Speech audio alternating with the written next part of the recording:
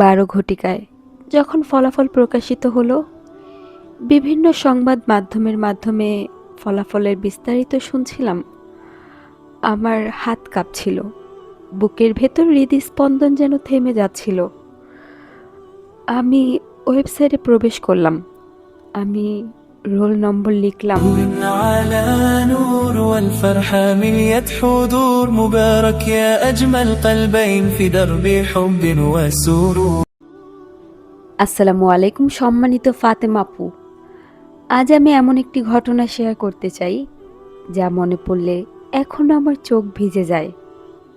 আমি এইচএসসি 2022 ব্যাচের একজন ছাত্রী। পরীক্ষায় ফলাফল প্রকাশের আগের রাত। সে রাতটি আমার জীবনের সবচেয়ে দীর্ঘ রাতগুলোর একটি। ঘড়ির কাঁটা এগিয়ে যাচ্ছিল, কিন্তু আমার চোখে ঘুম ছিল না। একবার দোয়া করছিলাম, আবার কাঁদছিলাম। আমি বারবার বলছিলাম, হে আল্লাহ, যদি আমার জন্য কল্যাণকর হয় তাহলে আমাকে এমন ফল দান করুন যাতে আমার বাবা মায়ের মুখে হাসি ফোটে, আর যদি আমার জন্য অন্য কিছু উত্তম হয় তাহলে আমাকে আপনার সিদ্ধান্তে সন্তুষ্ট থাকার তৌফিক দিবেন। অনেকক্ষণ ইস্তেগফার করলাম, দুরূদ শরীফ পড়লাম, 2 রাকাত নফল সালাত আদায় করলাম। তারপর আল্লাহর উপর ভরসা করে জায়নামাজেই ঘুমিয়ে পড়লাম। হঠাৎ আমি একটি স্বপ্ন দেখলাম আমি এক বিশাল খোলা মাঠে দাঁড়িয়ে আছি।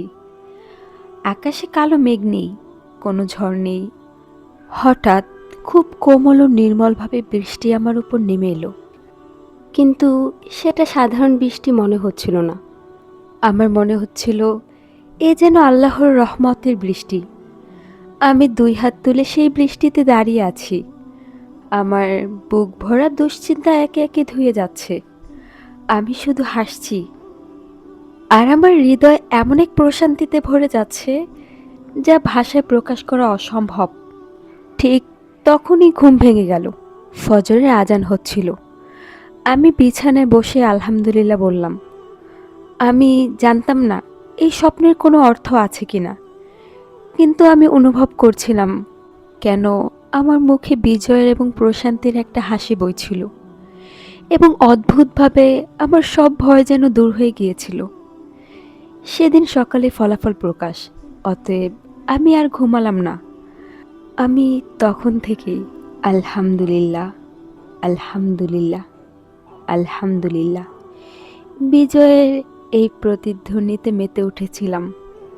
12 ঘটিকায় যখন ফলাফল প্রকাশিত হলো, বিভিন্ন সংবাদ মাধ্যমের মাধ্যমে ফলাফলের বিস্তারিত শুনছিলাম। আমার হাত কাঁপছিল, বুকের ভেতর হৃদস্পন্দন যেন থেমে যাচ্ছিল। আমি ওয়েবসাইটে প্রবেশ করলাম। আমি রোল নম্বর লিখলাম। ইরর দেখাচ্ছিল, রেজাল্ট আসছিল না। কয়েকবার দেওয়ার পর হঠাৎ স্ক্রিনে ভেসে উঠল জিপিএ 5, গোল্ডেন এ প্লাস পেয়েছি। কম্পনরত হৃদয়ে আমি ওই সাহসটুকু করতে পারলাম না। সবাইকে ডেকে জানাবো আমি জিপিএ 5 পেয়েছি।